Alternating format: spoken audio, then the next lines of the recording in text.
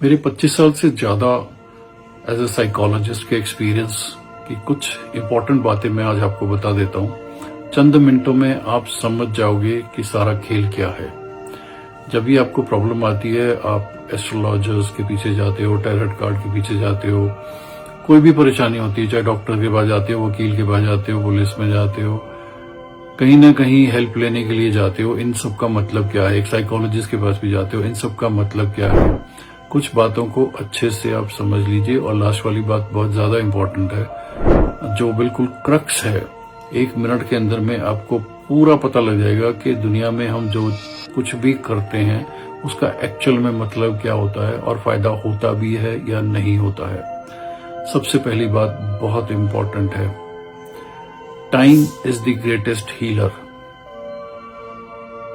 वक्त के अनुसार जैसे जैसे वक्त बीतता जाता है, जो भी आपके मन में परेशानियां होती हैं, जो भी चीजें आपको तंग करती हैं, वो वक्त के हिसाब से अपने आप से ठीक हो जाती हैं।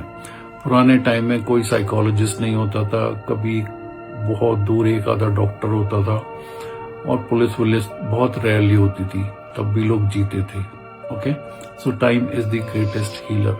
अगर आप किसी ऐसी परेशानी में हो जिसका आपको कोई सोल्यूशन नहीं मिल रहा है और आप थक गए हो सब कुछ कर करा करके, टिक के बैठ जाओ, अपने आप से प्रॉब्लम ठीक हो जाएगी।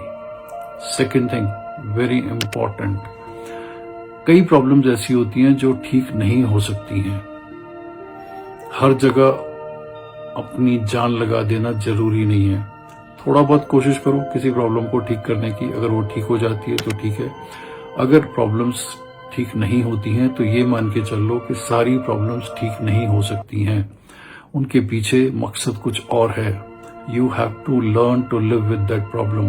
आपको ये सीखना बहुत जरूरी है कि इस प्रॉब्लम के साथ हम कैसे एडजस्ट करें, कैसे हम कंटिन्यू जीते रहें और एक अच्छी जिंदगी जिएं।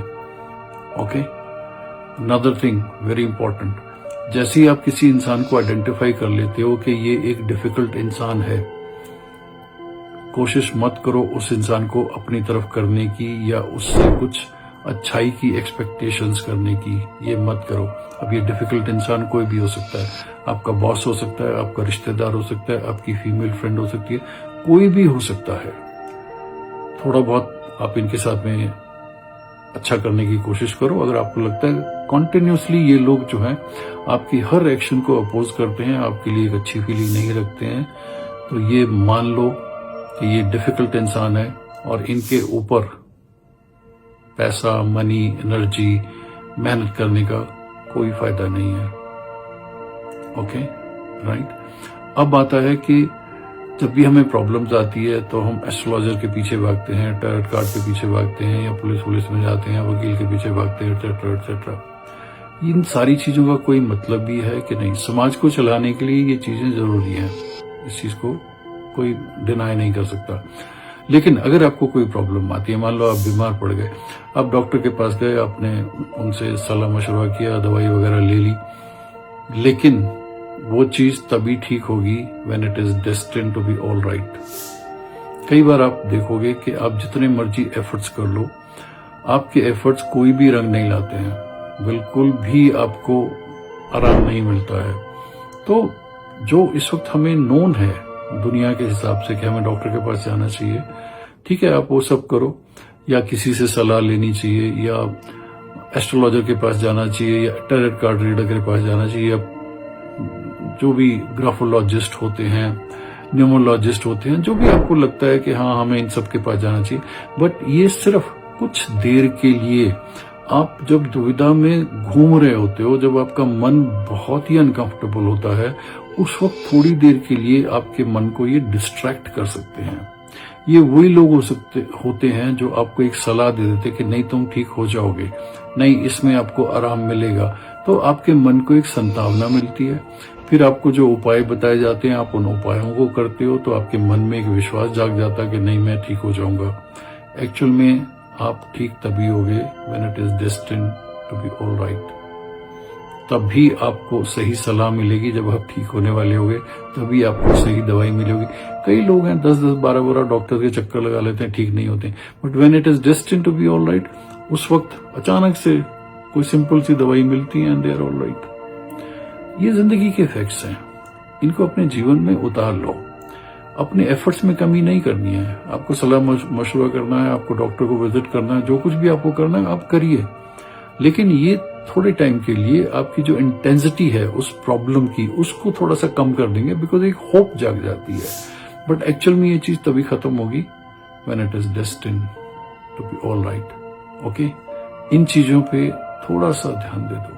अगर आप इन चीजों पे थोड़ा सा ध्यान दे दोगे तो आपको फ्रस्ट्रेशन नहीं होगी, बिल्कुल फ्रस्ट्रेशन नहीं होगी। नहीं तो आप मेहनत करते रहोगे, आपको कुछ फायदा होगा नहीं और मुश्किल हो जाएगी। ओके, अब जो लास्ट चीज मैंने आपको कहा था कि सबसे ज्यादा इंपॉर्टेंट है रिलेशनशिप के मामले में, यू हैव टू इंश्योर कि आप स्ट्रांग बाउंड्रीज बना के चलो। Strong boundaries make relationship happen beautiful, weak boundaries make trauma.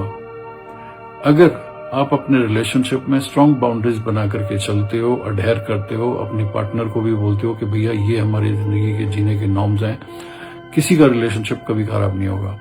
लेकिन अगर आप अपनी बाउंड्रीज को बना देते हो, उसको मेंटेन नहीं कर पाते हो, या राइट फ्रॉम बिगिनिंग से ही वीक बना करके चलते हो, तो चांसेस हैं कि आपका रिलेशनशिप जो है वो बहुत ट्रॉमेटिक हो जाएगा और बहुत मुश्किल हो जाएगी। आपकी एफर्ट्स बिल्कुल खड्डे में जाएंगी, कहीं आपको कुछ भी फायदा नहीं होने वाला है। Okay, right. अब ये जिंदगी है, चलायमान है, चलते रहना है। तो कभी भी इस होप में नहीं रहना है कि शायद कोई मिरेकल होगा, शायद कोई मेरी हेल्प कर देगा। मेरी बात ध्यान से सुन लो, nobody will come and save you. कोई मिरेकल नहीं होने वाला है। ओके, इस चीज से बाहर आ जाओ। आपको खुद को मेहनत करनी पड़ेगी, खुद को उसके ऊपर काम करना पड़ेगा और वक्त का इंतजार करना पड़ेगा कि कब ये चीज ठीक होगी, और वो चीज ठीक पक्का होगी। इतना मैं बता देता हूँ, ऊपर वाला जब आपको हिट करता है तो सॉलिड हिट करता है, लेकिन इससे पहले आप गिरो वो कुछ अरेंजमेंट कर देता है ताकि आप जरूरत से ज्यादा अनकंफर्टेबल ना हो। ओके, ये जितनी भी बातें मैंने बताई हैं ये पूरे 25 साल की काउंसलिंग का निचोड़ है। जिंदगी का पर्पस, आप जब धरती पे आते हो मजे लेना है। ठीक है, परेशानियां आएंगी to make you learn certain things, उनको आप सीखिए। जरूरत से ज्यादा परेशान मत होइए। अगर परेशानी आई है तो उसका सोल्यूशन भी अवेलेबल है और वो चली भी जाएगी। बस वक्त का इंतजार करना है और कुछ ना कुछ मेहनत करते रहना है, हरकत करते रहना है।